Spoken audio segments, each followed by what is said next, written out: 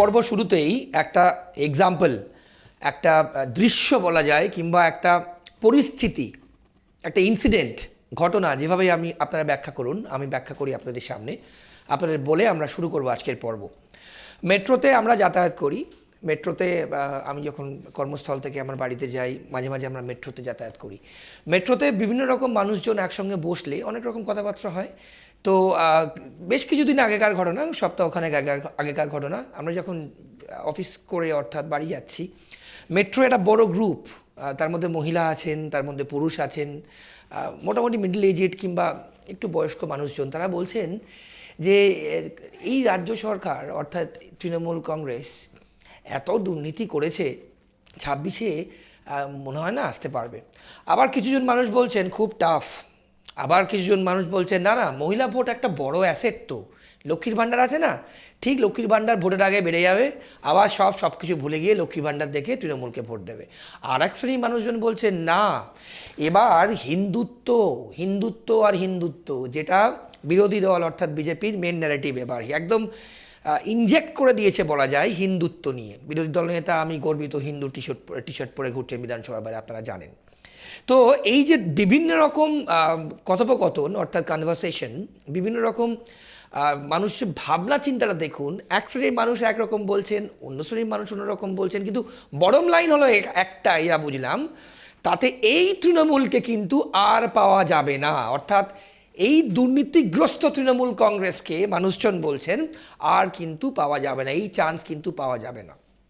আপনারা নীতি নির্ণয় আর দুর্নীতি দেখছেন, আপনাদের সঙ্গে আমি শান্তনু। আজকের পর্ব একটি বিশেষ পর্ব, প্রত্যেকটি পর্ব বিশেষ পর্ব থাকে, আজকে একটু বিশেষ পর্ব, কারণ আজকে আপনারা যার অ্যানালিসিস শুনবেন এবং যার ব্যাখ্যা শুনবেন, যার বিশ্লেষণ শুনবেন, আমার মনে হয় she is the perfect person, one of the perfect person. আজকে এই পর্বের যা প্রশ্ন আপনাদের হয়ে আমি আমাদের এই অনুষ্ঠানে তাকে করব। আপনাদের সাথে পরিচয় করে দেবো, আপনাদের খুব পরিচিত মুখ, টেলিভিশন ইন্ডাস্ট্রি তো বটেই, যারা আপনারা সিরিয়াল দেখেন তারাও।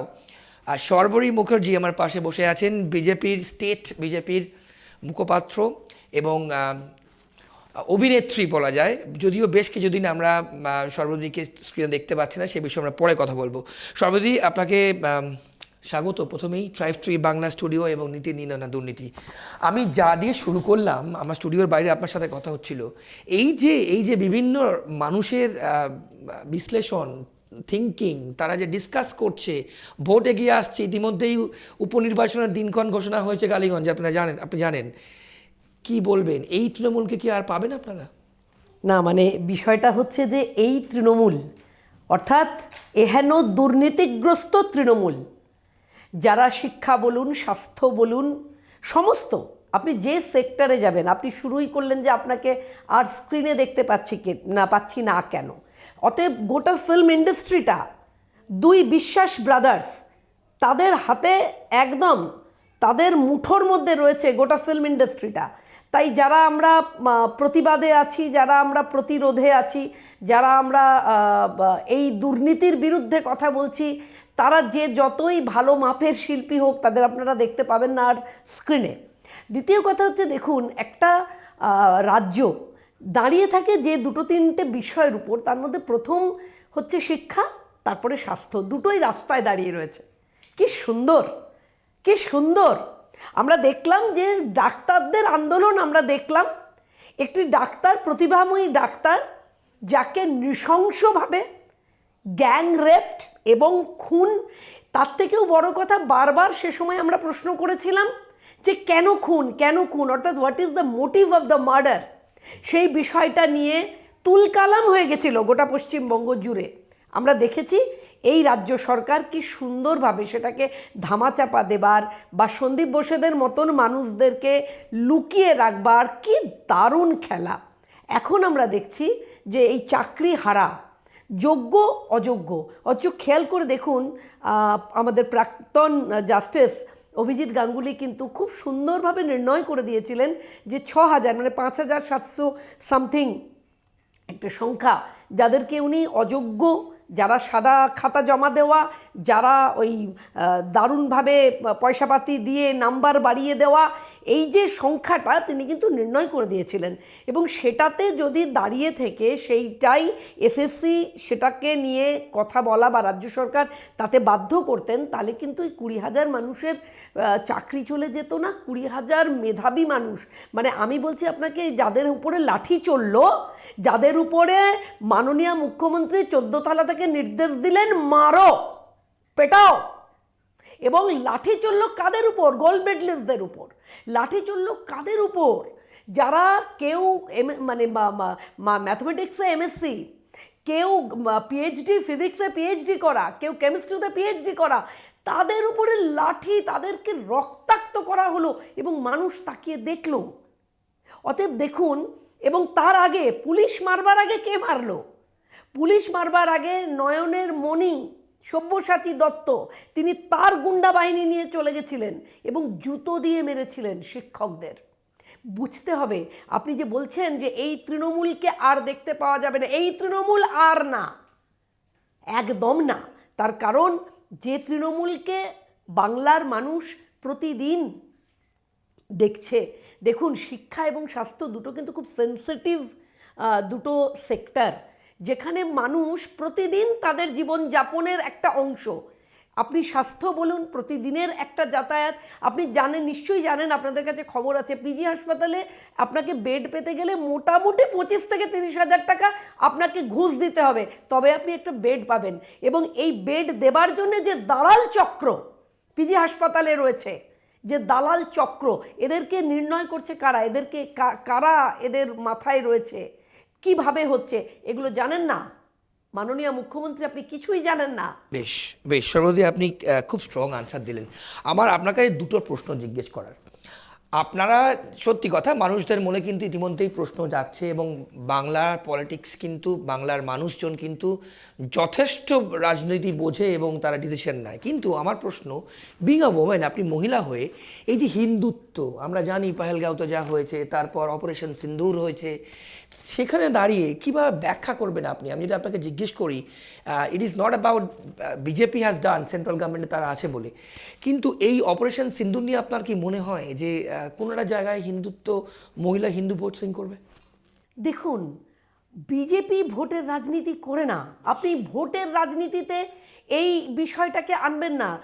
যেটা হয়েছে যে 26 জন মহিলা যাদেরকে জিজ্ঞেস করা হয়েছে, যাদেরকে বলা হয়েছে মুসলমান হো তো কলমা পড়কে শোনাও, তারপর তার স্বামীকে, তার ছেলেকে, তার ভাইকে একদম বুলেটে ঝাঁঝরা করে দেওয়া হয়েছে, এবং রক্তাক্ত স্বামী পাশে পড়ে, রক্তাক্ত সন্তান পাশে পড়ে যখন মা বা স্ত্রী আকুল হয়ে বলছেন আমাকেও মেরে দাও, আমার বাঁচার দরকার নেই, তখন তাকে বলছে যে তোমার বাবাকে গিয়ে বলো, মোদিকে গিয়ে বলো। এটা দেখুন, এই বিষয়টা বুঝতে হবে, এটা কিন্তু শুধুমাত্র একটা জঙ্গি কাণ্ড বললে হবে না। এর জন্য আপনাকে কিছুটা পিছিয়ে এসে 9th অগস্ট আমরা যখন বাংলাদেশে যে বিভৎস পরিস্থিতি তৈরি হলো, 9th অগস্ট তো দুবাংলাতেই একটা পরিস্থিতি হয়েছিল। আমাদের বাংলায় যেরকম আমরা এক প্রতিভাময়ী ডাক্তার কন্যাকে হারালাম, আর ওপার বাংলাতেও কিন্তু 9th অগস্ট একটা গুরুত্বপূর্ণ দিন ছিল, যেদিনকে তাদের শেখ হাসিনার চলে আসা সরকার, ওইভাবে একটা গোটা দেশ উত্তাল হয়ে যাওয়া, এবং ছাত্র আন্দোলনের নামে কমপ্লিটলি একটা আলাদা মুভমেন্ট, যা দিয়ে একটা দেশকে অস্থির করে দেওয়া, এবং সেই দেশকে অস্থির করে সেখানকার হিন্দুদের উপর টর্চার করে তার একটা প্রভাব যাতে এই বাংলাতেও এসে পড়ে, তার একটা কিন্তু ভয়ঙ্কর ষড়যন্ত্র ছিল। যারা কিন্তু শেখ হাসিনাকে এসে যে সাদা চামড়ার লোকটি বলেছিল সেন্ট মার্টিন বন্দরটি আমাদের দিয়ে দিন, তা না হলে কিন্তু অসুবিধে হবে, সেই ভদ্রলোক কে? কারা করেছিল ফান্ডিং বাংলাদেশের এই আন্দোলনকে? ফান্ডিং কোথা থেকে এসেছিল? এটা একটা ডিপ স্টেট কনস্পিরেসি, যে কনস্পিরেসির মধ্যে কিন্তু ভারতের উত্তর যে ধরে পূর্ব ভারতের যে পোর্শনটা, দেখুন আমাদের পশ্চিমবঙ্গের যে চিকেন নেক, এই অঞ্চলটার সঙ্গে কিন্তু জড়িয়ে রয়েছে 7 সিস্টার্স। সুতরাং এটার প্রতি লোভ কিন্তু একদিকে পাকিস্তান, একদিকে চীন, এবং দুটোরই সন্ত্রাসবাদীদের কিন্তু আপনি মনে করে দেখুন, বাংলাদেশের যখন এই যে উত্তাল পরিস্থিতি, তখন জঙ্গিদেরকে ছাড়িয়ে দেওয়া হলো, তারা জেল ভেঙে জঙ্গিরা পালালো, সেই জঙ্গিরা কোথায় গেল? কোথায় গেল? পাতালে চলে গেল কি আকাশে উড়ে গেল? সেই জঙ্গিরা প্রত্যেকে এই যে একটা সেফ জোন, যেখানে আজকে আপনি মুর্শিদাবাদকে একটা আলাদা অশান্তি বলে ভাববেন না, এটা তারই একটা মানে কন্টিনিউয়েশন আপনি বলতে পারেন। যে ওই যে জঙ্গিরা, তারা কোথায় গিয়ে আশ্রয় নিয়েছে? বিভিন্ন সেফ জোনে গিয়ে আশ্রয় নিয়েছে, যেখানে বসে তাদের কাজ হচ্ছে এই ভারতের মধ্যে বা পশ্চিমবঙ্গের মধ্যে অস্থিরতা তৈরি করা। সুতরাং অপারেশন সিঁদুর যেটা হয়েছিল, সেটা হচ্ছে ভীষণ একটা সেন্সিবল, সংবেদনশীল একটা মাত্রা কেন্দ্রীয় সরকারের। আমি একটা লাইন একটু অ্যাড করি, আমি ইন্টারাপ্ট করলাম আপনাকে। প্রধানমন্ত্রী কিন্তু বলছেন আমার শরীরে রক্ত নয়, গরম সিঁদুর বয়। একদম একদম একদম। মানে এটা কতটা মোটিভেটিং। দেখুন, আপনি একজন আপনি মহিলা হয়ে বললেন- আমি যেভাবে এক্সপ্রেস করলাম, আপনার বললেন, দর্শকরা আমার শুনেছেন। আমার মানে আমার নিজের আর কি, মানে যেটা আমরা হিন্দিতে বলি রোমতে খারে হো গে, এরকম একটা আমার গোটা শরীরে শিহরণ লাগলো যে এই কথাটা। দেখুন, এবং সেই প্রধানমন্ত্রী 29 তারিখ আসছেন একদম, উত্তরবঙ্গে। একদম। এবং আমি আমার যেটা ধারণা যে তিনি এসে মহিলাদের সম্পর্কে এই কথা বলবেন নিশ্চয়ই, যে আমার রাজ্য মানে পশ্চিমবঙ্গ, সেখানটাও কিন্তু কাশ্মীরের থেকে কম উত্তপ্ত নয়, কাশ্মীরের থেকে কম সেন্সিটিভ নয়। পশ্চিমবঙ্গ যা দাঁড়িয়েছে, সেদিন পশ্চিমবঙ্গে আজ থেকে কিছু বছর আগে কাশ্মীরে যেরকম আমরা পণ্ডিতদেরকে মানে মেরে তাড়াতে দেখেছিলাম, যে শুনেছিলাম যে হয় আপনি কনভার্ট হবেন, নয় আপনি মরবেন, নয় আপনি এখান থেকে পালিয়ে যাবেন। এই যে কথা, তিনটে শব্দ ছিল কাশ্মীরি পণ্ডিতদের সেখান থেকে তাড়ানো। আজকে মুর্শিদাবাদে কি তার ব্যতিক্রম কিছু হচ্ছে? তার ব্যতিক্রম? গোটা ভারতবর্ষ তথা গোটা পৃথিবীর বুকে কেউ দেখেছে একই রাজ্যের মধ্যে এক জেলার লোক অন্য জেলাতে গিয়ে আশ্রয় পাচ্ছে? এটা হয়েছে কোথাও? যে তারা মুর্শিদাবাদ থেকে বেরিয়ে তারা মালদাতে এসে আশ্রয় নিচ্ছে, যেখানে হুমায়ুন কবির বলছেন মুর্শিদাবাদের জেলা বিজেপির সভাপতিকে আমার গাড়ির সামনে দড়ি দিয়ে বেঁধে নিয়ে গিয়ে নদিয়াতে রেখে আসবো। বিজেপি করতে হলে নদিয়ায় করতে হবে। এই কথাগুলো আগে আমরা শুনেছি কোনো দিন? এবং এই কথাগুলো বলবার পরে মাননীয় মুখ্যমন্ত্রীর মুখ থেকে কোনো স্টেটমেন্ট পাওয়া গেছে? কি সাধারণ মানুষ কি শুনেছি? দেখুন, সিঁথির সিঁদুর অক্ষয় রাখতে হলে, বাড়িতে তুলসী চারাকে বাঁচিয়ে রাখতে হলে, মা বোনের সম্মান রাখতে হলে, হিন্দুত্বের প্রতি এই যে ভূমিকা নিয়েছে গোটা পশ্চিমবঙ্গ, মানে আমি মানে ভারতবর্ষ থেকে গোটা পশ্চিমবঙ্গে আমি এলাম, যেভাবে নেওয়া হচ্ছে তাতে এটাই একমাত্র পথ। কারণ এই পথ না হলে পরে, এবং সমস্ত হিন্দুরা যদি আমরা সঙ্ঘবদ্ধ না হই, আমরা যদি ঐক্যবদ্ধ না হই, তাহলে পরে এই দুর্নীতির মোকাবিলা মুশকিল। এবং আরেকটা কথা বলতে পারি, যে এই ঐক্যবদ্ধ হিন্দুত্বের যে চেতনা, তাকে ভয় পাচ্ছে তৃণমূল কংগ্রেস এবং তৃণমূল নেত্রী মমতা বন্দ্যোপাধ্যায়। না, তাহলে চরমরাজি, হিন্দুত্বের অপর নাম ভারতীয় জনতা পার্টিকে সমর্থন করা। সব হিন্দু যদি এক হয়, হিন্দু হিন্দু ভাই ভাই 26-এ বিজেপি চাই, মানে সেই ন্যারেটিভ। দেখুন, ন্যারেটিভ একদম প্রত্যেকটা মানুষের হৃদয়ে এখন। তারা জানে বাঁচাবে কারা। এবং আমি আপনাকে একথাও বলছি, শুনে রাখুন, আমি আজকে আপনার চ্যানেলে বসে এই কথাটাও বললাম, যে হিন্দুত্ব যেখানে আক্রান্ত হবে, সেখানে বিজেপির প্রত্যেকটা কার্যকর্তা কিন্তু এটা দেখবে না যে হিন্দু আক্রান্ত হলো সে তৃণমূলকে ভোট দেয় নাকি সিপিএমকে ভোট দেয় নাকি কংগ্রেসকে ভোট দেয়। শুধু হিন্দু আক্রান্ত হলে কিন্তু বিজেপির প্রতিটা কার্যকর্তা তার পাশে গিয়ে দাঁড়াবে, সে শুধু হিন্দু বলে। সুতরাং যারা হিন্দুত্বের জায়গায় দাঁড়িয়ে, মানে এই অ্যাসুরেন্স আপনি হাজার হাজার মানুষ, একদম হাজার হাজার মানুষকে হাত জোর করে অনুরোধ করলাম, সংঘবদ্ধ হন, ঐক্যবদ্ধ হন, প্রতিটা হিন্দু মানুষ, প্রতিটা হিন্দু পরিবার। কারণ জানবেন, যারা তৃণমূল করছেন এই মুহূর্তে, আমি তাদের বলবো, হয় তৃণমূল করুন, তা নাহলে নিজেকে হিন্দু বলুন। কারণ তৃণমূলের যা কার্যকলাপ, তা কিন্তু হিন্দুত্বের সঙ্গে মিলছে না। যদি মিলতো, তাহলে যখন হিন্দু ধর্মকে গন্দা ধর্ম মুখ্যমন্ত্রী বললেন, তখন তৃণমূলের কোনো নেতা তার প্রতিবাদ করলো না। কেন করলেন না প্রতিবাদ? কেন করলেন না? এটা তো আমরা অবাক। মানে যারা আমরা রাজনীতির ঊর্ধ্বে গিয়ে, আমি একজন মা হয়ে, একজন নাগরিক হয়ে, একজন শিল্পী হয়ে আমরা অবাক হয়ে গেছিলাম যে যখন মাননীয় মুখ্যমন্ত্রী হিন্দু ধর্মকে গন্দা ধর্ম বলছেন, তখন তৃণমূলের যারা হিন্দু নেতা, তারা কেউ কোনো কথা বললেন না, সবাই চুপ করে রইলেন। এর কোনো প্রতিবাদ হলো না। কিন্তু আমরা বিজেপির প্রতিটা কার্যকর্তা নেতৃত্ব আপনাদের কথা দিচ্ছি যে যদি আক্রান্ত কোনো হিন্দু হয়, আর আমরা যদি জানি যে সে তৃণমূলের নেতা কি সিপিএমের নেতা কংগ্রেসের নেতা, কিন্তু তার পরিবার আক্রান্ত হয়েছে হিন্দু হবার কারণে, তার পাশে গিয়ে আমরা সোচ্চারে দাঁড়াবো এবং তাকে রক্ষা করবার জন্য আমরা বদ্ধপরিকর, কারণ আমরা আপামর হিন্দুত্ব রক্ষার জন্যে আমরা দাঁড়িয়ে আছি। বেশ সর্বদা, এবার একটু ট্রিকি কোয়েশ্চেনে যাই। উত্তরবঙ্গে মুখ্যমন্ত্রী উত্তরবঙ্গে গেছেন এবং সেখানে জন বার্লা আপনাদের দলের কিন্তু এক্স এমপি, এবং তার কিন্তু উত্তরবঙ্গে বিশেষ করে চা বলয়তে তার কিন্তু প্রভাব বেশ ভালো, আমরা প্রত্যেকে জানি। তিনি দল ছেড়ে দিয়েছেন, তিনি দল ছেড়ে ওপেন চ্যালেঞ্জ করছেন বিরোধী দলনেতা শুভেন্দু অধিকারীকে।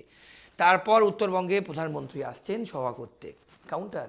দেখুন, আমি একটা কথা বলি, সেটা হচ্ছে যে জন বার্লা 2024-এ টিকিট না পাওয়ার পরে যখন উনি চলে গেলেন, যে মানুষ বা যে নেতা তার যদি ক্ষমতা অত্যাধিক তার ক্ষমতা হয়, সে শুধুমাত্র টিকিটের রাজনীতি সে কখনো করবে না। করবে কি? টিকিট পেলে আমি রইলাম, টিকিট পেলাম না আমি চলে গেলাম, এই রাজনীতি তিনি করবেন না। আর দ্বিতীয় কথা, দেখুন, ভারতীয় জনতা পার্টি একটা সমুদ্র, সেখানে কোথা থেকে এক ছিপি জল কোথাও চলে গেল বলে ভারতীয় জনতা পার্টির কিচ্ছু এসে যাবে না। ভারতীয় জনতা পার্টি নীতির দল, ভারতীয় জনতা পার্টি আদর্শের জন্য করে, এবং ভারতীয় জনতা পার্টিকে যারা ভোট দেয় তারা জানে তারা দেশের কাজ করছে বলে এই কাজটা করে। আমরা ভারতীয় জনতা পার্টির কর্মী নেতা, আমরা দেশের প্রতি সমর্পিত। তো জন বার্লা বা জন বার্লার মতন আরও অনেকে যারা নিজেরা মনে করে আজ এখানে আছি কাল ওখানে চলে যাচ্ছি, তারা প্রত্যেকে তার নিজ স্বার্থ সিদ্ধির উদ্দেশ্যে যায়, এবং যারা ক্ষুদ্র স্বার্থের জন্যে এঘর ওঘর করে ঘুরে বেড়ায়, তাদেরকে নিয়ে দুশ্চিন্তা করবার সময় এবং রুচি ভারতীয় জনতা পার্টি নেই। কিন্তু সর্বদি একটা কথা তো আপনাকে বলতে হবে, একটু টাফ কোয়েশ্চেন। বিরোধী দলনেতা, আমি সব পর্বে বলি, এক্স তৃণমূল প্রোডাক্ট, এবং তার কন্ট্রিবিউশন ছাড়া কিন্তু তৃণমূল কংগ্রেস ক্ষমতা আসতে পারত না, অধিকারী পরিবার ছাড়া, প্রত্যেকে আমরা জানি। সে আজকে লিড করছে ব্যাটেল।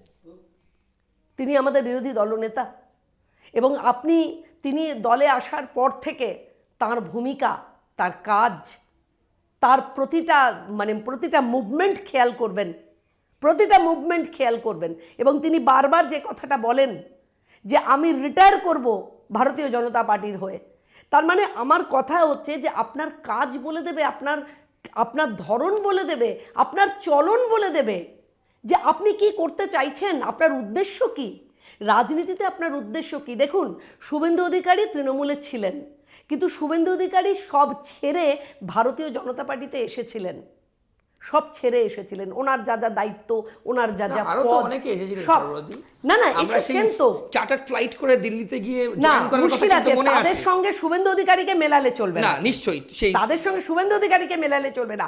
কেউ কেউ চার্টার্ড প্লেনে, আপনি বলতে পারেন যে কেউ কেউ চার্টার্ড প্লেনে দিল্লিতে গিয়ে পতাকা নিয়েছিল বটে, আবার পতাকাটা ছেড়ে আবার কেমন ঘরে ছেড়ে হ্যাঁ, কিন্তু আপনি শুভেন্দু অধিকারী যা ছেড়ে তিনি আমাদের দলে এসেছেন, এবং আমাদের দলে যেদিন থেকে তিনি এসেছেন আজ পর্যন্ত তার দলের প্রতি যে নিষ্ঠা, দলের প্রতি তার যে কাজ, তার যে কন্ট্রিবিউশন, এবং তার যা নিষ্ঠা দলের প্রতি, প্রতিটা স্তরে তার যে নিষ্ঠা, প্রতিটা কার্যকর্তার প্রতি তার যে প্রেম, তার যে ভালোবাসা কার্যকর্তাদের প্রতি, এটা নিয়ে শুভেন্দু অধিকারীকে নিয়ে এই জাতীয় কথা বলা, দেখুন, বিরোধীরা বলতে পারে সব কথাই, কারণ বিরোধীরা জানে যে শুভেন্দু অধিকারী কিন্তু তৃণমূল কংগ্রেসের ত্রাস, ফলে সেইটাকে ভাঙবার জন্যে বিরোধীরা অনেক কথা বলতে পারে। কিন্তু শুভেন্দু অধিকারী তার কাজের মধ্যে দিয়ে প্রমাণ করছেন যে তিনি যখন যেখানে ছিলেন সেখানেও নিষ্ঠা দিয়েছিলেন বলে আপনি একজন সঞ্চালক হয়ে বললেন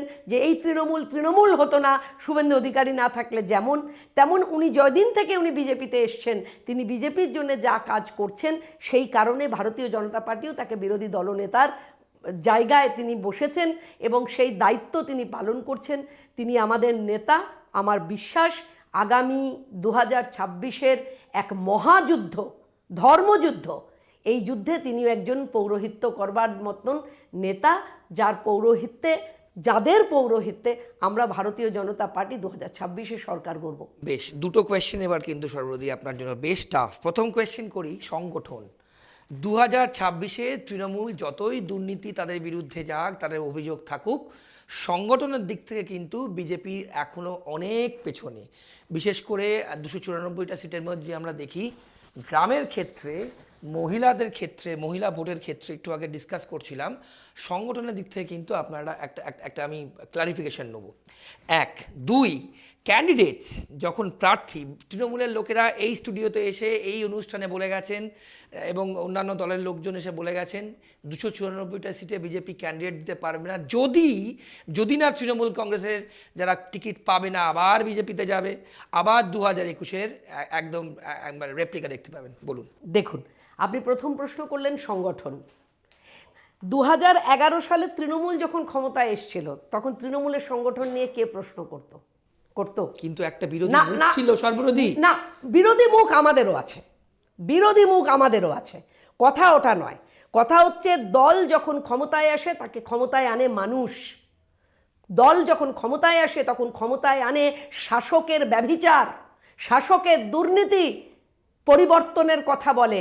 আর এখন পরিবর্তন থেকে পরিত্রাণ পেতে মানুষ আনবে ভারতীয় জনতা পার্টিকে ক্ষমতায়। কারণ মানুষের কাছে তাদের একজন পেশেন্টকে ভর্তি করতে হলে 30 থেকে 35 হাজার টাকা ঘুষ দিতে হয়। একটা ছাত্রকে কলেজে ঢোকাতে গেলে কত টাকার ঘুষ দিতে হয়? আমি 4 লাইন আপনাকে গান গেয়ে শোনাচ্ছি। জানি জানি সবাই জানে, তুমিও জানো আমিও জানি, পিসিয়ার ভাইপো মিলে লুটে নিল রাজ্যখানি। কেমন? এই যে আপনি কলেজে ভর্তি হতে দেখুন, যান, সেখানে গিয়ে দেখবেন সব রকম, যেমন রেস্টুরেন্টের প্লেটে লেখা থাকে অমুক বিরিয়ানি এত টাকা, অমুক বিরিয়ানি এত টাকা, তেমনি আপনি কলেজে যান, ম্যাথস অনার্স নিলে এত টাকা, ফিজিক্স অনার্স নিলে এত টাকা, ইতিহাস নিতে গেলে এত টাকা, বাংলা নিতে গেলে এত টাকা। সুতরাং আমার কথা হচ্ছে মানুষ প্রতিদিন ফেস করছে, প্রতিদিন। এখন মাদের কথা আপনি বললেন, যদি মায়েরা মনে করে সিঁদুরের থেকে লক্ষ্মীর ভাণ্ডার বেশি প্রিয়, তাহলে লক্ষ্মীর ভাণ্ডার নেবে, ভুলে যাবে সিঁদুরের দাম, বড় প্রশ্ন ভুলে যাবে একদম। ইদার লক্ষ্মী ভাণ্ডার কিংবা সিঁদুর কোনটা বেছে নেবেন মায়েরা ঠিক করবেন। নিশ্চয়ই মায়েরাই ঠিক করবেন কার মূল্য বেশি। আমাদের সিঁদুরকে আমরা অক্ষয় রাখবো কিনা, আমাদের সন্তানদের অক্ষত রাখবো কিনা, আমাদের স্বামীদের সুস্থ রাখবো কিনা, আমার ঘরের তুলসী মঞ্চকে বাঁচাবো কিনা, আমার ঘরের নারায়ণ ঠাকুরকে রাখবো কিনা, সেইটা নাকি আমি লক্ষ্মীর ভাণ্ডার নেব? যেটা মনে করবেন মায়েরা সেটাই করবেন। বেশ বেশ, এবার একদম ডাইরেক্ট কোয়েশ্চেন, সর্বরী মুখার্জি কি 26-এ প্রার্থী হচ্ছে? দেখুন, আমরা সবাই না, আমরা এটা তৃণমূল নয়, এটা ভারতীয় জনতা পার্টি, যার নীতি নির্ণয় করা হয় কেন্দ্রীয় স্তর থেকে রাজ্য স্তর অবধি। আমরা আমাদের কাজ করি। আমার দলের রাজ্যের সভাপতি সাংসদ মাননীয় সুকান্ত মজুমদার দাদা যদি মনে করেন যে আমাকে কোনো বিধানসভার দায়িত্ব দেবেন, তাহলে পরে তিনি দায়িত্ব দেবেন। গত 21-এও আমরা অনেকে আমাকে প্রশ্ন করেছিল, দিদি তোমার তো টিকিট পাওয়ার কথা ছিল, তুমি টিকিট পেলে না, তারপরেও তুমি কাজ করে যাচ্ছ। কাজ করাটাই আমাদের কাজ, টিকিট দেওয়াটা দলের কাজ। দলের কাজ করবে কি করবে না জানি না, আমরা কিন্তু প্রত্যেকটা নেতৃত্ব থেকে কার্যকর্তা দলের হয়ে 26-এ আমরা কিন্তু একদম শেষ রক্তবিন্দু পর্যন্ত লড়াই করব যাতে সরকার আনা যায়। বেশ, একদম শেষের দিকে সর্বরী, আমরা কিন্তু আপনার রাজনৈতিক পরিচয় বাদেও আমরা প্রথমে যেটা শুরু করলাম, আমরা আপনাকে বিভিন্ন টেলিভিশন সিরিয়ালে, যদিও আমি করে সিরিয়াল দেখি না, বাট স্টিল খুব পরিচিত মুখ আপনি। সেখানে দাঁড়িয়ে আমি জাস্ট মানে স্টুডিওতে ঢোকার আগেই আমার সহকর্মীরা আমাকে জিজ্ঞেস করছিল যে ম্যাডামকে একটা স্ক্রিনে কম দেখা যায়, কেন বলুন তো? কম দেখা যায় প্রশ্নটা স্বরূপ বিশ্বাসকে করতে হবে তো, যে যারা প্রতিবাদে আছে, প্রতিরোধে আছে, তাদের পেটের ভাতটা মারছি কেন? একদম পরিষ্কার বললাম তো, বিজেপি করলে আপনি কাজ পাবেন না। আপনি প্রতিবাদ বন্ধ করে দিন, আপনি কাজ পাবেন। আপনি মুচিলেখা দিয়ে দিন, আপনি কাজ পাবেন। আপনি রাতের অন্ধকারে গিয়ে তৃণমূলের নেতাদের সাথে সৌজন্যতা রক্ষা করুন, আপনি কাজ পাবেন। কিন্তু আপনি যদি কট্টর প্রতিবাদে থাকেন এবং আপনি যদি তৃণমূল মুক্ত পশ্চিমবাংলা গঠন করব আমরা, এই এজেন্ডাতে আপনি যদি দৃঢ়তার সঙ্গে দাঁড়িয়ে থাকেন, তাহলে আপনার ভাত রুটি কিন্তু মুশকিল আছে। তো ঠিক আছে, পেটে গামছা বেঁধে লড়াই করছি, লড়াই করব। আমার পরিবার আমার সঙ্গে আছে, আমার বন্ধুরা আমার সঙ্গে আছে, আমার থিয়েটার দল নয়াবাদ তিতাস, এই অভয়াকে নিয়ে নাটক করা হয়েছে। আমাদের নাটকের নাম রামবাবু। এই নাটক অভয়ার মৃত্যুর কথা বলে, প্রতিবাদের কথা বলে, জাস্টিসের কথা বলে। ঠিক আছে, স্ক্রিনে অভিনয় করতে পারছি না, থিয়েটারে অভিনয় করছি। আপনার দর্শক যারা আছে তারা আমাদের সঙ্গে রামবাবুতে দেখতে আসবেন, অডিয়েন্স হয়ে দেখবেন, মঞ্চে বসে মনে হবে যে হ্যাঁ প্রতিবাদের কথা বলছে। থিয়েটার মঞ্চটাও ব্রিগেড হয়ে যায় কখনো কখনো। বেশ দারুণ বললেন। সর্বপ্রথম আমি শেষ প্রশ্ন করব আপনাকে। আমাদের এই অনুষ্ঠানে চাকরিহারা শিক্ষক থেকে ডিএ নিয়েও কিন্তু আমাদের সময় যেহেতু কম, আমি তাই ডিএ প্রসঙ্গটা গেলাম না। সংগ্রামী যৌথ মঞ্চের কলকাতার কনভেনার অব্দি এসছেন, আপনি দেখেওছেন সেই এপিসোড লিঙ্ক, দর্শকরাও দেখেছেন, প্রচুর মানুষজন দেখেছেন। কিন্তু তারা বলছেন যে তারা কিন্তু এই ভেবে মুখ্যমন্ত্রীকে মুখ্যমন্ত্রী করেননি, অর্থাৎ মমতা ব্যানার্জির যা যা ইমেজ ছিল, অর্থাৎ তার উত্থান, তার স্ট্রাগল নির্দ্বিধায় এভরিবডি উইল অ্যাকসেপ্ট ইট, তিনি যেভাবে সবাই আমরা জানি। কিন্তু আজ তারা খুব শকড।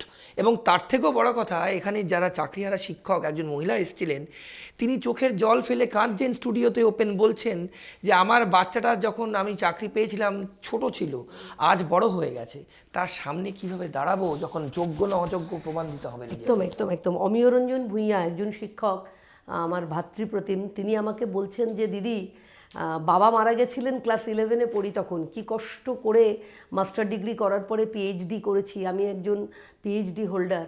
আমাকে যখন এই কথাটা শুনতে হচ্ছে, কত দিয়ে কিনেছি চাকরি, এ তো কাঁকর, মানে সব এক হয়ে গেল দিদি।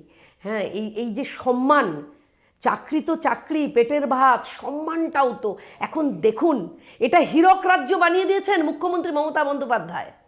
একদম পড়াশুনো করে যে গাড়ি চাপা পরে সে, আমার রাজ্যে এটা চলছে।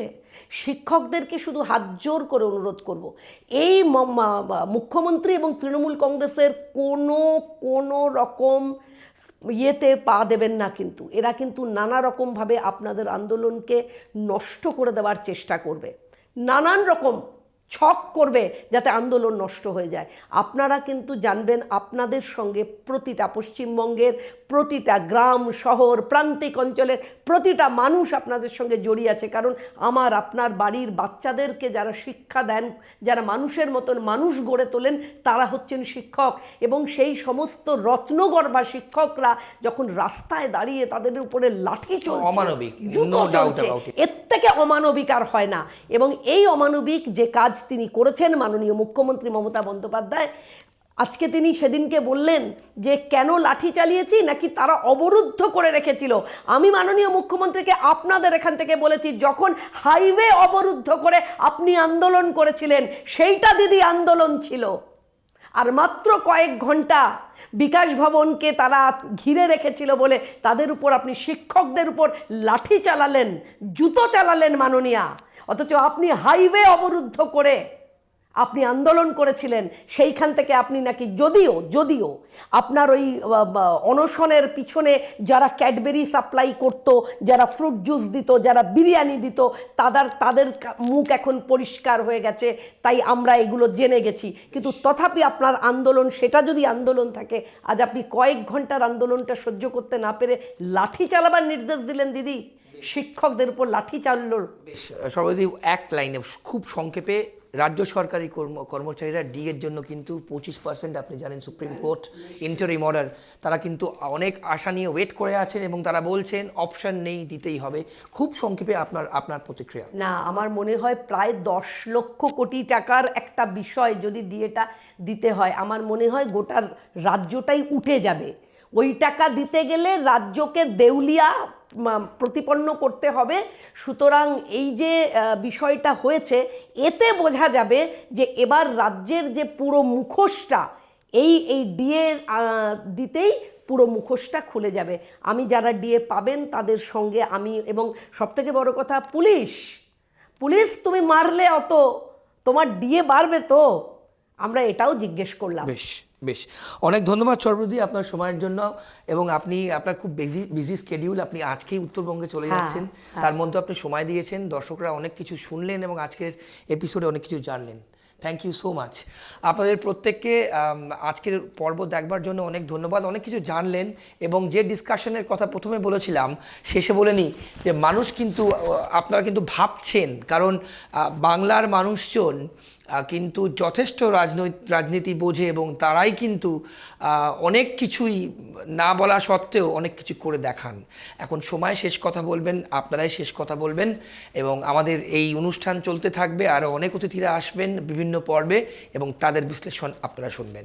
আজকের পর্ব এখানেই শেষ করছি। অন্যান্য সব খবরের জন্য দেখতে থাকুন ট্রাইব টিভি বাংলা। ভালো থাকবেন, নমস্কার।